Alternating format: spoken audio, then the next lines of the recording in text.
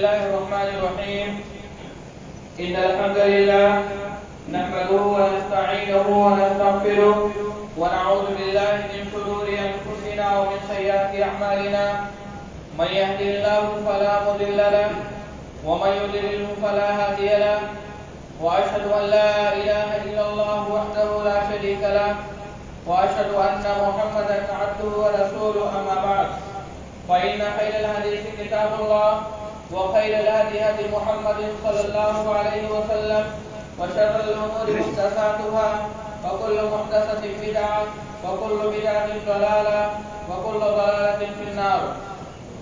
وقال الله تعالى في كلامه المجيد أعوذ بالله من الشيطان الرجيم بسم الله الرحمن الرحيم لن ينال الله لحومها ولا دماؤها ولكن يناله التقوى منكم.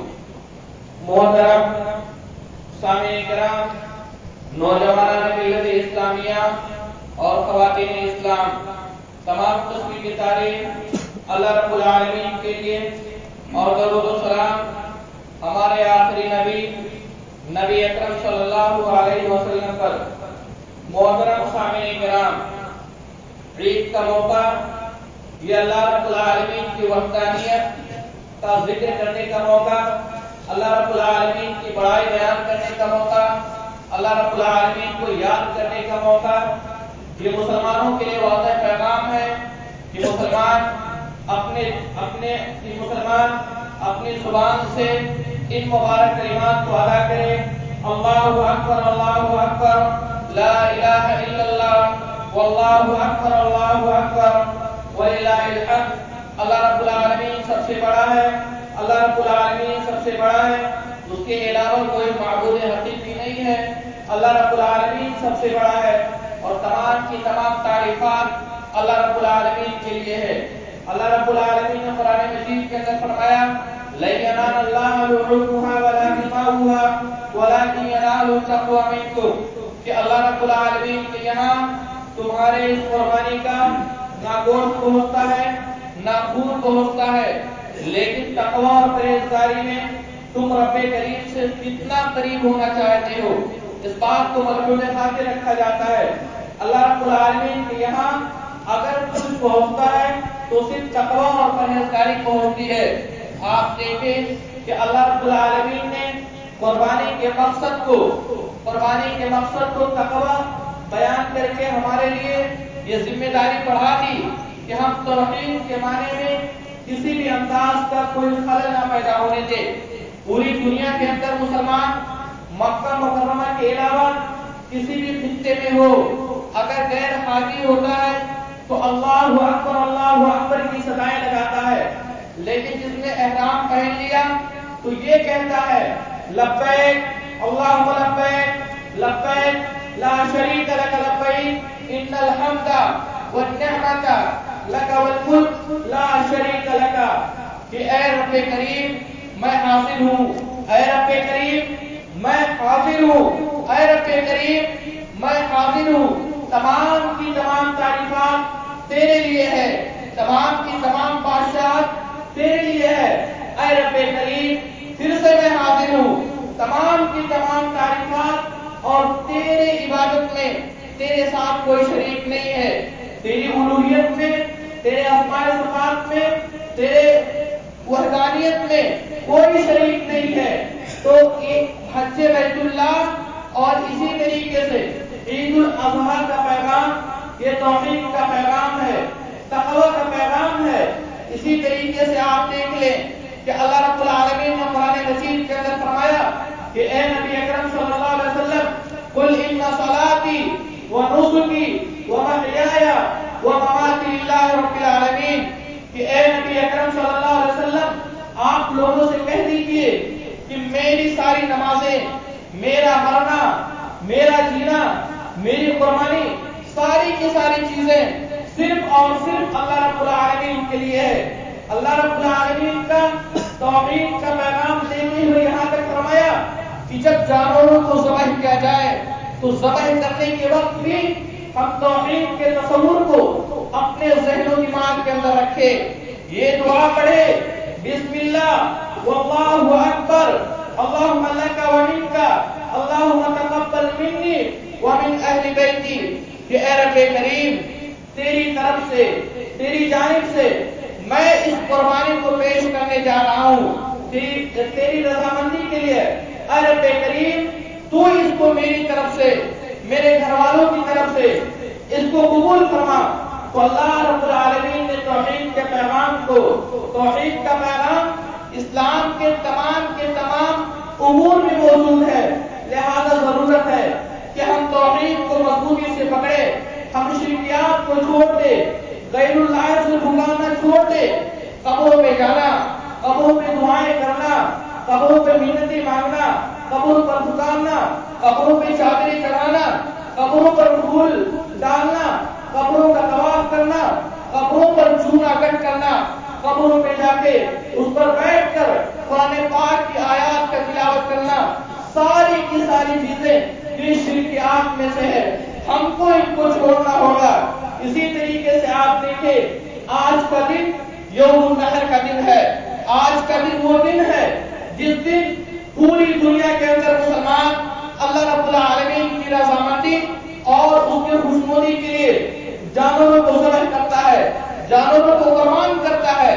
جانوروں کو ذبح کرنا صرف یہ نہیں کہ ہم ریاکاری کے لیے جانور ذبح کریں، ایک دوسرے سے مقابلہ آرائی کرنے کے لیے، ایک دوسرے سے سبقت کے لیے جانوروں کو ذبح نہ کرے۔ جانوروں کو ذبح کرنے کا مقصد ہمارے سامنے ابراہیم علیہ السلام کی وہ پوری کی پوری داستان ہونی چاہیے کہ جب رب کریم نے ابراہیم علیہ السلام کو خواب میں دکھایا کہ میں اپنے بیٹے کو ذبح کر رہا ہوں، اس خواب کے ذریعے سے حکم دیا گیا کہ اپنے بیٹے کو ذبح کر دیا جائے۔ جب ایک باپ اپنے بیٹے سے پوچھتا ہے کہ رب کریم کا حکم ہے میں کیا کروں، تو بیٹے نے فرما دیا، کہہ دیا یا ابت فعل ما تؤمر، کہ اے ابا جان آپ کو جو کچھ حکم دیا گیا ہے آپ اس کو کر گزریے، ستجدنی انشاءاللہ من الصابرین، قریب آپ مجھ کو صبر کرنے والوں میں سے پائیں گے۔ ابراہیم علیہ السلام اپنی چہیتی اولاد جو چلنے پھرنے کے مرحلے سے گزر کر کے بولنے کے مرحلے میں داخل ہو گیا، ایسا بچہ بڑھاپے کی لٹھیا کی شکل میں اس سے امیدیں رکھی جانے لگی، ایسا بچہ جس سے یہ امید تھی کہ آگے چل کے رب کریم کی رسی کو، شریعت اسلامیہ کی رسی کو، اسلام کو لوگوں کے سامنے عام کرے گا، لیکن جب رب کریم کا حکم ہوتا ہے تو ابراہیم علیہ السلام فوراً تیار ہو جاتے ہیں۔ یہ احسان و قربانی کا جذبہ تھا۔ آج ہم جانوروں کے گردنوں پر چھری چلانے سے پہلے ہمارے اندر بھی احسان و قربانی کا جذبہ ہونا چاہیے۔ یہ نہیں کہ بغل کا پڑوسی 20,000 کا بکرا خریدا ہے تو ہمارا بکرا بھی اس سے زیادہ کا ہونا چاہیے۔ یہ نہیں کہ اگر ہمارا پڑوسی 50,000 کا بکرا خریدا ہے تو ہمارا بکرا بھی 50,000 کا ہونا چاہیے۔ معاف فرمائیں گے، باتیں تلخ ہے لیکن حقیقت یہی ہے، ضرورت ہے کہ ہم احسان و قربانی کا جذبہ اپنے دلوں کے اندر پیدا کریں۔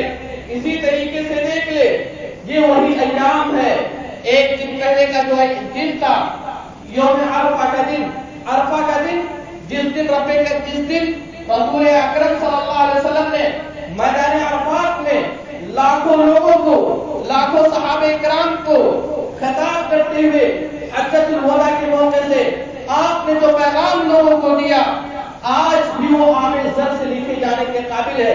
وہ پیغام ایسا پیغام ہے کہ اگر مسلمان، صرف مسلمان نہیں بلکہ انسانیت کوئی بھی شخص اگر اس کو اختیار کر لے تو ایسا شخص کامیاب ہو جائے گا۔ رسول اکرم صلی اللہ علیہ وسلم نے اس پیغام میں، اس حجۃ الوداع کے موقع سے آپ نے فرمایا کہ اے لوگوں، یہ موقع میرا اور تمہارا موقع یہ آخری موقع ہے، میں اگلی بار اس میدان عرفات میں کھڑے ہو کے خطبہ نہیں دوں گا، یہ میں نہیں دے پاؤں گا۔ رسول اکرم صلی اللہ علیہ وسلم نے آگے فرمایا کہ ان دماءکم واموالکم حرام علیکم کحرمت یومکم ھذا فی شہرکم ھذا فی بلدکم ھذا۔ رسول اکرم صلی اللہ علیہ وسلم نے فرمایا کہ اے لوگوں، کان کھول کر سن لو کہ کہ تمہارے خون ایک دوسرے پر حرام ہے، تمہارے مال ایک دوسرے پر حرام ہے، تمہاری عزتیں، تم ایک دوسرے کی عزتوں کو نہ اچھالو، ایک دوسرے کی پگڑیوں کو نہ اچھالو، یہ ساری کی ساری چیزیں اسی طریقے سے حرام ہے جس طریقے سے آج کا دن حرمت والا دن ہے، آج کا مہینہ حرمت والا مہینہ ہے۔ آیا یہ شہر یعنی مکہ اور مکرمہ حرمت والا ہے، تو ضرورت اس بات کی ہے کہ ہم لوگوں کی پگڑیاں نہ اچھالیں، لوگوں کی عزتوں کا احترام کریں، ہم اپنے سے بڑوں کا احترام کریں، چھوٹوں پہ شفقت کریں۔ اسی طریقے سے رسول اکرم صلی اللہ علیہ وسلم نے اس عظیم خطبے کے اندر فرمایا، اس عظیم خطاب کے اندر فرمایا کہ فاتقوا اللہ فی النساء، کہ اے لوگوں رب کریم سے ان خواتین کے بارے میں ڈرو، رب کریم سے ان عورتوں کے بارے میں تقوی اور پرہیزگاری اختیار کرو۔ لیکن آج کے دور کے اندر ہم دیکھیں آج کا مسلمان ہمارا کیا عالمیہ ہے، آج کے دور کے اندر طلاق ثلاثہ کی غلط تعبیرات پیش کر کے ہم عورتوں کو گھر کی چوکھٹ سے باہر نکال دیتے ہیں۔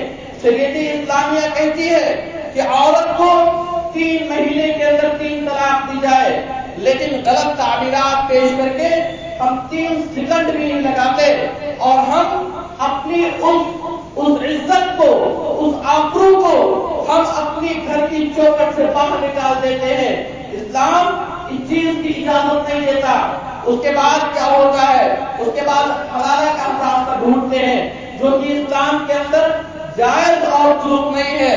تو اللہ کے رسول نے فرمایا فاتقوا اللہ فی النساء، کہ اے لوگوں رب کریم سے عورتوں کے بارے میں ڈرو، رب کریم سے عورتوں کے بارے میں تقوی اور پرہیزگاری اختیار کرو۔ آپ دیکھیں کہ اللہ کے رسول نے فرمایا کہ عورتوں کو بجلی کی ہڈی سے پیدا کیا، ان کے اندر ٹیڑھا پن ہے، ان کے اندر ٹیڑھا پن ہے، لیکن اللہ کے رسول نے فرمایا کہ ضرورت ہے مردوں کو کہ اس ٹیڑھے پن کے باوجود بھی ان کے ساتھ زندگی گزارے۔ اگر ان کے اندر کوئی کمیاں نظر آئے، ہم دیکھیں ان کے اندر کچھ خوبیاں بھی ہے، ہم اس کی خوبیوں کو یاد کریں، لیکن عورتوں کی فطرت کے ساتھ ہم اس کے ساتھ زندگی گزارے۔ آپ دیکھ لیں کہ اللہ کے رسول صلی اللہ علیہ وسلم نے فرمایا خیر متاع الدنیا المرأۃ الصالحہ، کہ دنیا کے سب سے بہترین چیز اگر کوئی چیز ہے تو نیک اور صالح عورت ہے۔ اسی طریقے سے ہم دیکھیں کہ رسول اکرم صلی اللہ علیہ وسلم عورتوں کے ساتھ کیسا سلوک کرتے تھے، خود پیدل چلتے تھے، اپنی بیویوں کو سواری پر بیٹھاتے تھے، یہ رسول اکرم صلی اللہ علیہ وسلم تھے۔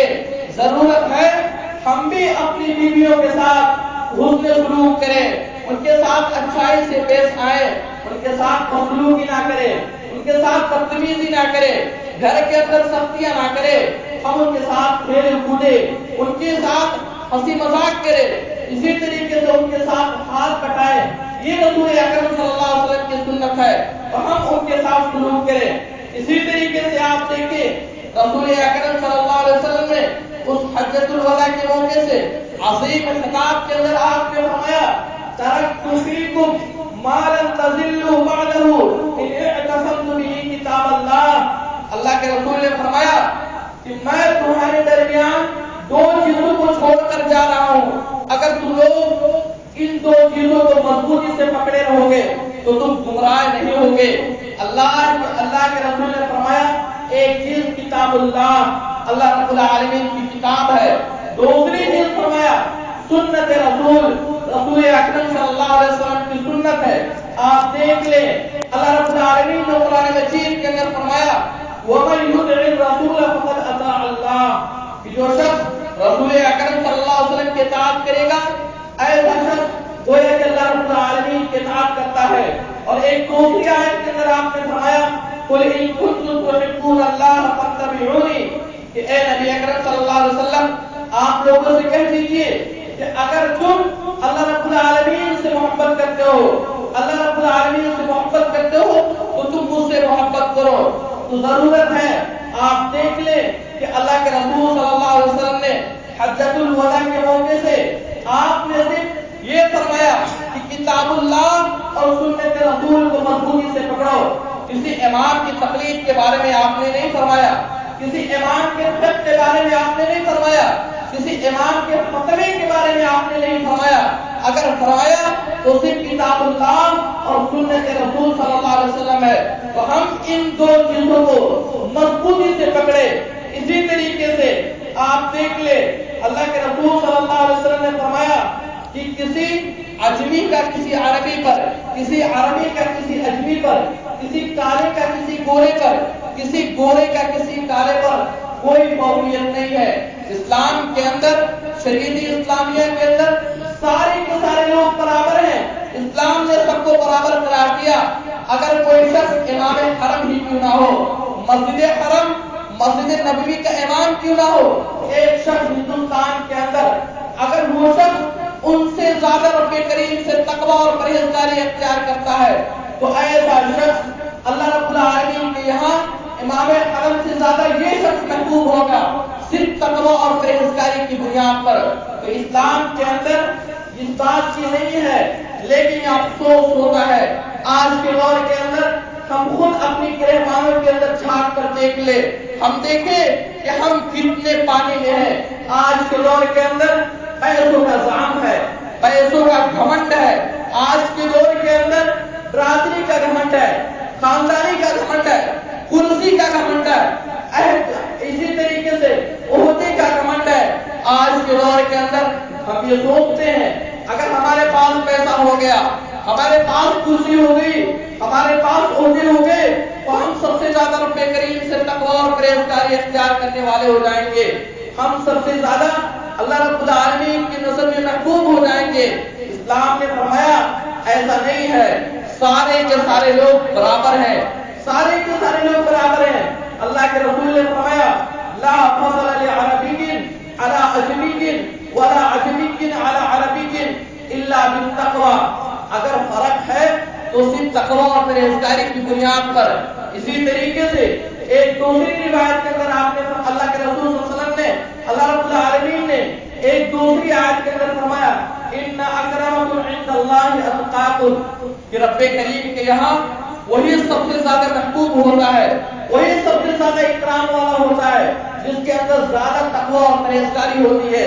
اسی طریقے سے اس حجۃ الوداع کے خطاب کے اندر لوگوں کو اللہ کے رسول صلی اللہ علیہ وسلم نے ہماری حقیقت کو بھی بیان کر دیا. آپ نے فرمایا کہ تم لوگ آدم سے ہو, آدم علیہ السلام مٹی سے پیدا کیے گئے تھے. تو مٹی سے بنا ہوا انسان اس کے اندر توافر ہوتا ہے, مٹی سے بنا ہوا انسان اس کے اندر انکساری ہوتی ہے, مٹی سے بنا ہوا انسان وہ لوگوں کی باتوں کو مانتا ہے. تو مسلمان وہ مسلمان ہے, حقیقی مسلمان وہی مسلمان ہے جس کے اندر تواضع ہو, جس کے اندر گھمنڈ نہ ہو, جس کے اندر اکڑ نہ ہو, جس کے اندر تواضع اور انکساری ہو. وہی مسلمان ہے, وہی مسلمان ہے جس کے اندر جو لوگوں سے مشورے کرتا ہو, لوگوں کے ساتھ لے کے چلتا ہو, مل جل کر رہتا ہو, یہی شخص مسلمان ہے.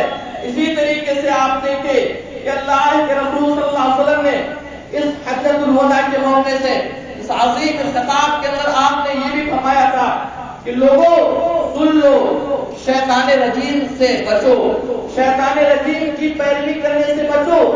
آپ دیکھ لیں کہ شیطان جو اصل سے ہمارا دشمن ہے, رب کریم نے شیطان کو کہا کہ آدم علیہ السلام کا سجدہ کر. وہ شیطان نے منع کر دیا اور کہا کہ آدم علیہ السلام جو مٹی سے پیدا کیے گئے, میں آگ سے پیدا کیا ہو گیا ہوں, میں کیسے سجدہ کر سکتا ہوں. انکار کر دیا. رب کریم نے فرمایا جا تجھے آزاد کرتا ہوں. اس کے بعد رب کریم سے اس نے یہ عہد کیا, یہ قسم کھایا کہ میں تیرے بندوں کو گمراہ کروں گا. تو شیطان ہر وقت ہم کو گمراہ کرے گا. ہمارے پیچھے ہے, ضرورت ہے کہ ہم شیطان سے بچے, شیطان کی پیروی کرنے سے بچے. آپ دیکھیں کہ اللہ کے رسول نے فرمایا, احادیث کی روایت ہے کہ شیطان نے کہا فَبِعِزَّتِكَ لَأَغْوَيْنَكُمْ أَجْمَعِينَ, کہ اے اللہ رب العالمین, میں تیری قسم کھاتا ہوں کہ میں تمام کے تمام لوگوں کو گمراہ کروں گا. تو شیطان انہی لوگوں کو گمراہ کرے گا جو اس کی پیروی کرے گا. ضرورت ہے کہ ہم شیطان کی پیروی سے بچے.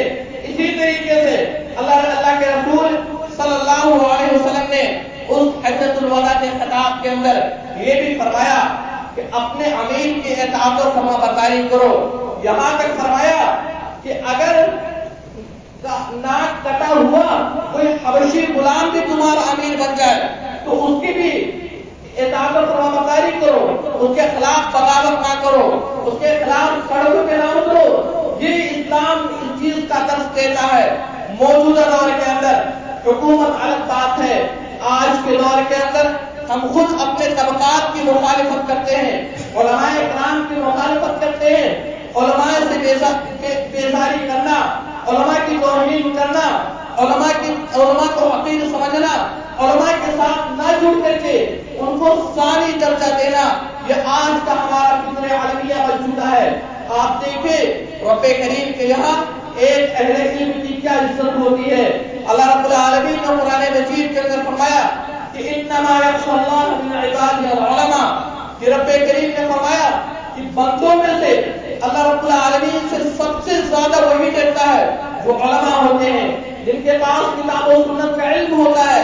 اسی طریقے سے ایک دوسری آیت کے اندر آپ نے فرمایا یرفع اللہ الذین آمنوا منکم والذین اوتوا العلم درجات, کہ اللہ رب العالمین تمہارے انہی لوگوں کے درجات کو بلند کرتا ہے جن کے پاس علم ہوتا ہے. تو ہم علماء بیزاری, علماء کی توہین کرنا, علماء کی تحقیر کرنا, علماء کے ساتھ نہ جڑ کے چلنا, اپنا منمانی کرنا, ان چیزوں کو چھوڑے. موجودہ ملک اس ملک کے اندر خلافت کا نظام نہیں ہے, اس ملک کے اندر خلافت کا نظام نہیں ہے. تو علماء ہی ہمارے امیر ہے, علماء ہی ہمارے رہنما ہے, علماء ہی ہمارے قائد ہے. ضرورت ہے کہ ہم علماء کو اپنے ساتھ لے کے چلے, علماء کی باتوں کو مانیں, ان کی بتائی ہوئی چیزوں پر عمل کرے. اسی طریقے سے آپ دیکھیں رسول اکرم صلی اللہ علیہ وسلم نے حجۃ الوداع کے موقع سے عظیم خطاب کے اندر یہ بھی فرمایا کہ اے لوگوں سن لو, کیا تم لوگ میں 23 سالہ اپنے نبوت دور کے اندر کیا میں نے دین کا پیغام تمہارے تک نہیں پہنچا دیا؟ تو تمام کے تمام لوگوں نے فرمایا قالوا, فرماتے نشهد انک قد بلغت وعليت ونصحت, کہ اے رسول اکرم صلی اللہ علیہ وسلم آپ نے دین کو ہم تک اچھی طریقے سے پہنچا دیا, آپ نے ہم کو نصیحت کیا, سارا کا سارا دین ہم تک پہنچا دیا.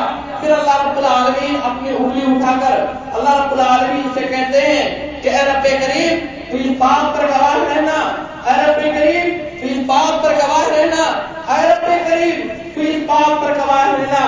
لیکن یہ افسوس ہوتا ہے. اسی طریقے سے رسول اکرم صلی اللہ علیہ وسلم نے اس عظیم خطاب کے اندر یہ بھی فرمایا سود کو میں اپنے پیر کے تلے اس کو روکتا ہوں. لیکن آج کے دور کے اندر ہم دیکھیں اسلام نے, شریعت اسلامیہ نے سود کو حرام قرار دیا, لیکن آج ہم سود کو دوسرے ناموں سے یاد کر کر کے سود میں ملوث ہیں. اسی طریقے سے ایسے بھی ممالک موجود ہیں, اسلامی ممالک موجود ہیں تو سود کو اختیار کرتے ہیں. ضرورت ہے کہ ہم سود سے بچیں, سود سے اجتناب کریں. اسی طریقے سے رسول اکرم صلی اللہ علیہ وسلم نے عظیم خطاب کے اندر فرمایا کہ اپنے غلاموں کو اپنے ماتحتوں کے ساتھ حسن سلوک کرو, ان کے ساتھ اچھائی سے پیش آؤ. یہ نہیں کہ وہ غلام ہے تو ہم اس پر سختی کریں, اس پر اپنا ظلم کریں, اس کے سامنے اپنے آپ کو مالک سمجھے, اپنے آپ پر اکڑ کر چلے, اپنے آپ پر فخر کرے.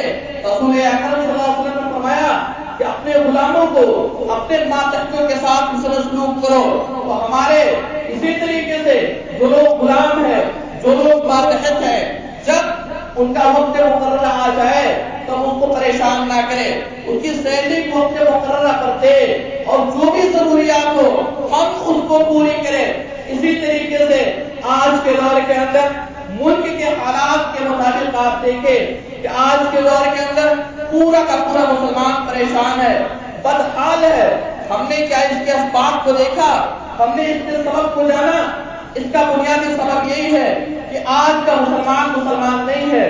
اگر مسلمان حقیقی مسلمان بن جائے، اگر مسلمان کتاب و سنت کی طرف رجوع کر لے، تو اللہ کی قسم یہ غیر مسلم، یہ اسلام کے دشمن، یہ ہمارے ماتحت رہیں گے، یہ اسلام کے دشمن ہمارے پیچھے چلیں گے۔ لیکن شرط یہ ہے کہ ہم اللہ رب العالمین کی اطاعت کریں، رسول اکرم صلی اللہ علیہ وسلم کی اطاعت کریں۔ اگر حکومت ہماری ساتھ نہ دے، اگر حکومت ان طبقات کی مخالفت کرے، اگر حکومت ان طبقات کے ساتھ ناانصافی کرے، ان کے ساتھ انصاف نہ کرے، وہ طبقات جن طبقات نے اسی جنگ آزادی میں تقریباً 60 سے 70 لاکھ مسلمانوں نے اپنی جانیں دی، مسلمانوں نے اپنی جانوں کو قربان کیا، اسی ہندوستان کی آزادی میں تقریباً 60,000 علماء اہل حدیث نے قربانیاں دی۔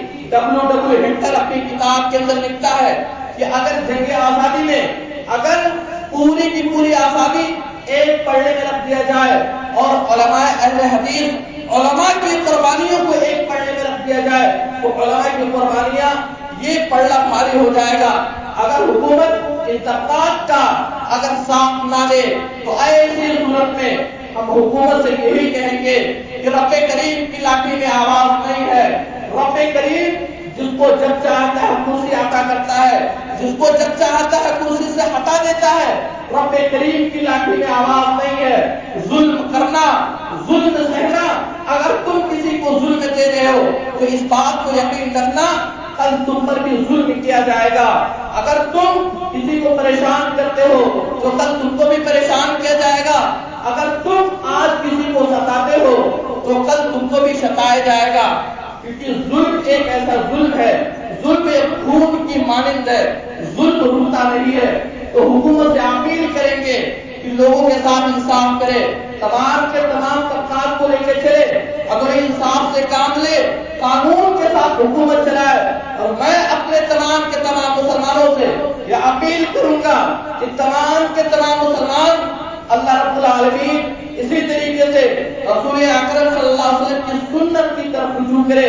جو چیز اللہ رب العالمین نے، جو چیز رسول اکرم صلی اللہ علیہ وسلم نے عمل کرنے کو کہا، ہم ان چیزوں کو انجام دیں۔ آخر میں اللہ رب العالمین سے دعا ہے کہ رب کریم ہم نے جو بھی بات یہاں پہ سنی ہے تو ہمیں اس پر عمل کرنے کی توفیق عطا فرما۔ رب کریم ہمیں سے جو لوگ بیمار ہیں تو انہیں شفا یابی عطا فرما۔ رب کریم ہمیں سے جو لوگ قرض دار ہیں تو ان کے قرض کو پورا کر۔